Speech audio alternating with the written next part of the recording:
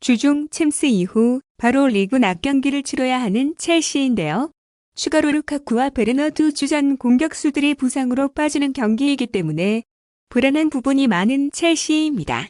하지만 하베르츠 공격수 기용이 전혀 어색한 첼시가 아니며 직전 말밀전에서 부상을 당한 루카쿠 대신 교체로 나와 골맛까지 봤다는 점은 고무적입니다. 또 주중 챔피언스리그 말미회전에서 이른 시간부터 득점이 터져주면서 교체 카드를 이른 시간부터 활용할 수 있었기 때문에 주전 선수들의 체력 안배도 조금은 이루어졌다는 부분 역시 오늘 경기를 준비하는 데 있어 도움이 되었을 거란 말이죠. 노리치는 현재 프리미어리그 8라운드까지 승리가 없는 팀이며 이들의 경기력은 프리미어리그와는 많이 동떨어져 있는 모습입니다. 게다가 오늘 경기원 소속팀 상대 출전 불가 조항으로 첼시에서 이번 시즌 임대 영입한 빌리 길모어가 결장합니다. 불안한 부분이 많은 첼시이지만 그럼에도 첼시의 승리로 보는 게 맞는 것 같고요. 이 경기 베팅한다면 다시 1.5 핸디캡 승리가 배당면에서도 낫겠죠.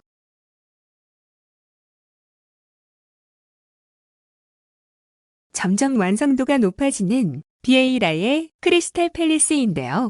체아가 잔 부상에 시달리고 있고 에즈도 부상으로 빠진 이번 시즌 초반 팰리스의 경기력은 좋다고 볼 수는 없었고 저 역시도 자랑에 제가 돌아오기 전에는 별 기대가 되지 않는 팀이었던 게 사실이었어요.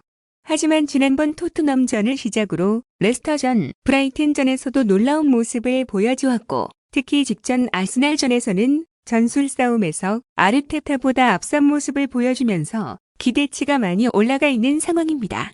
뉴캐슬의 경우 중동의 자본을 얻었지만 현재로서는 팀이 많이 망가져 있는 모습입니다. 스티브 브루스 감독이 경질이 되었고 현재 감독 자리는 공석으로 남아있는데요. 물론 스티브 브루스가 감독으로 있을 때에도 뉴캐슬은 무엇을 하려는지 모르겠던 건 마찬가지였고 결국 선수들도 감독을 믿지 못하면서 얘기가 많았던 뉴캐슬이니까요. 뉴캐슬의 가장 큰 문제는 수비라고 생각이 되는데 어지간한 팀이라면 먹히지 않을 거라 생각되는 골들도 뉴캐슬은 상대 공격수에게 라인 브레이킹을 너무 쉽게 허용하면서 실점을 하는 경우가 많이 보이거든요. 알미론, 두브라브카, 존조시아비 등 주축 선수들이 출전이 불가능한 부분도 있고 아무리 봐도 뉴캐슬의 승리는 보이지 않는 매치업입니다.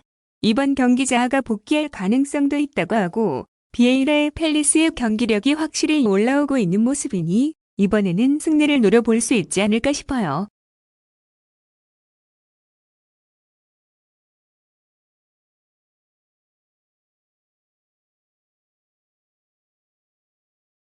레스터 우승 동화의 주인공 라니에리가 다시 PL로 돌아왔는데요.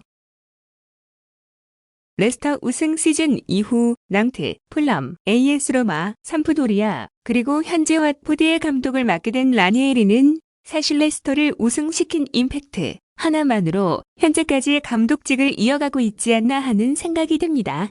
물론 라니에리 감독의 왓포드 데뷔전 첫 상대는 클럽의 리버풀로 상대가 매우 강했던 것은 사실이지만 저는 라니에리가 왓포드에 와서 무엇을 하려고 했던 건지 전혀 알 수 없던 경기였고 리버풀은 너무나도 쉽게 골을 만들어내는 모습이었어요.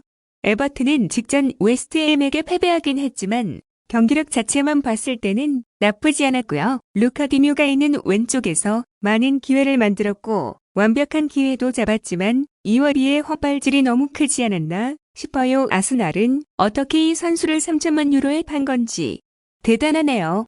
히샬리송과 칼버트레인이 돌아온다면 이워리와 론돈을 볼 기회가 적어지겠지만 현재로선 두 선수 모두 부상이며 칼버트레인은 회복 중에 또 다시 재부상을 입었다고 하네요.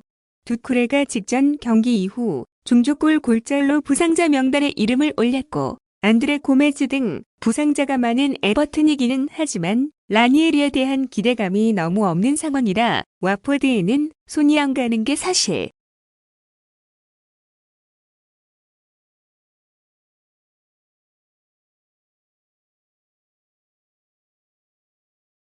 최근 리그 5경기 4승을 기록 중인 울브스 상승세 이어 나갈지?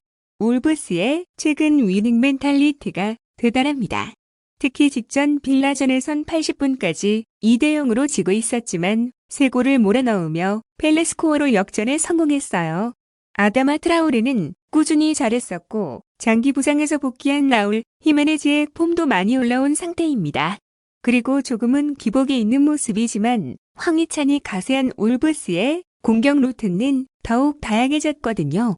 디오고 조타가 리버풀로 이적하기 전에 보여주었던 모습들이 황희찬에게 조금씩 보입니다. 울브스는 이런 스코어러가 확실히 필요하긴 했거든요.